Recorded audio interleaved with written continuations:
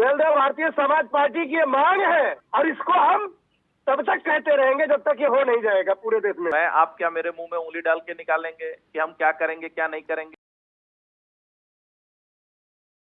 OP Rajbhar और BJP का रिश्ता क्या कहलाता है? उनका एजेंडा मालूम है आपको?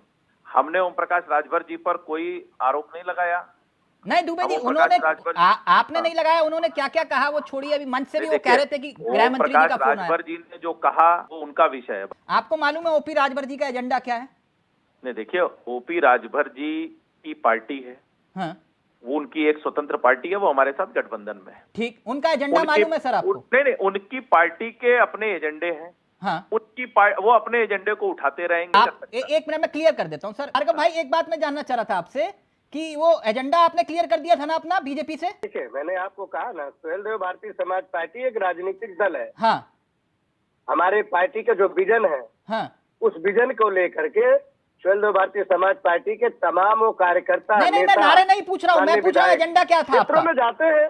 सुहेलदेव भारतीय समाज पार्टी की जो मांग है आज भी वही है। क्या?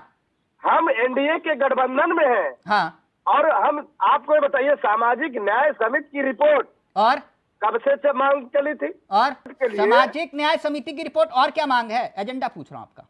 मैं तो देखिए, सुहेलदेव भारतीय समाज पार्टी की जातिवार जनगणना, बस एक अनिवार्य फ्री शिक्षा। ठीक, जातिगत। एक मिनट, आप रुक जाओ प्लीज। अब भार्गव जी हो गया ना, मैं पूरा वक्त दिया। दुबे जी कुछ कह रहे हैं, वो कह रहे हैं जातिगत जनगणना करवाओ। को अवगत कराया होगा, भारतीय जनता पार्टी के शीर्ष नेतृत्व ने उनसे कुछ बात की होगी, तो होनी चाहिए जातिगत जनगणना। वही मैं बता रहा हूँ, उसके आधार पे दोनों लोग आप क्या मेरे मुंह में उंगली डाल के निकालेंगे कि हम क्या करेंगे क्या नहीं करेंगे? मैं आपको बता रहा हूँ। जातिगत जनगणना पे स्टैंड पूछ रहा हूँ आपका।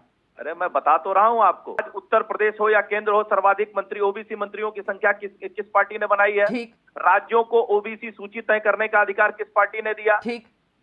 आप ये बताइए ना। तो आप जातियों की राजनीति कर रहे हैं?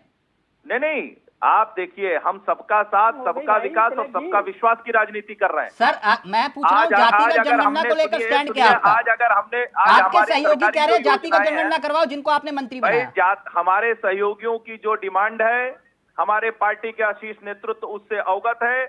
आपके सामने वो जातियों की राजनीति कर रहे हैं। उचित समय आने पर उनकी सभी मांगों पर विचार किया जाएगा, यानी जातिगत जनगणना होगी।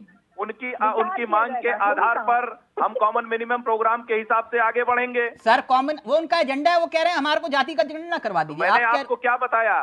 समय आने पर उनकी जो मांगे हैं उनके आधार पर हमारा केंद्रीय नेतृत्व आगे बढ़ेगा, ये मैं आपसे बता रहा हूँ। ठीक है आनंद जी, मुझे लगा कि राहुल गांधी यही बात कहते हैं तो आप कहते हो कि ये जातियों की राजनीति कर रहे हैं। वही बात आपके सामने आपके सहयोगी कर रहे हैं तो आप कह रहे हो कि नहीं विचार करेंगे हम।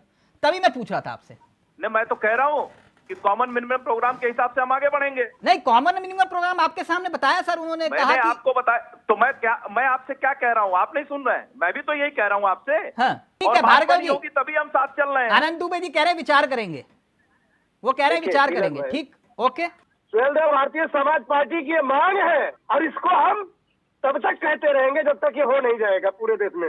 इसलिए मैंने आपके सामने वो कह रहे हैं विचार करेंगे हम, वो कमिटमेंट नहीं कर रहे आपके सामने।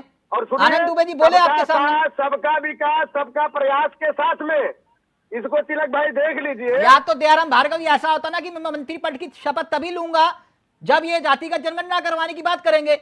आप एक तरफ मंत्रिमंडल की जा भी रहे हो और कह रहे हो कि हाँ ठीक है बस हम आवाज उठाएंगे।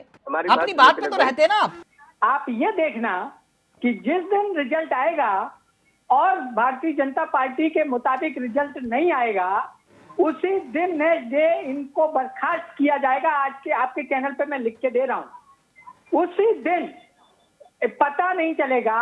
और फिर जिस तरीके से ये बोलते थे जब हमारे साथ थे कि चल सन्यासी मंदिर में, उसी तरीके से फिर ये योगी जी के लिए वही गाना रिपीट करेंगे। जयंत चौधरी इस पूरे गठबंधन में जो अभी हाल फिलहाल में एनडीए में हुआ सबसे ज्यादा फायदे में रहे। आप कहेंगे कैसे? कहते हैं खामोशी में एक ताकत होती है। सबसे ज्यादा अगर जयंत चौधरी ने पाया इस गठबंधन में, एमएलसी किसे मिलेगा किसे नहीं, लेकिन जयंत चौधरी के कोटे में एमएलसी वाला मसला, 2 लोकसभा की सीटें और अब मंत्रिमंडल में हिस्सेदारी। आप तो एक ही पर अटके रह गए भार्गव जी, समझ रहे हो ना आप?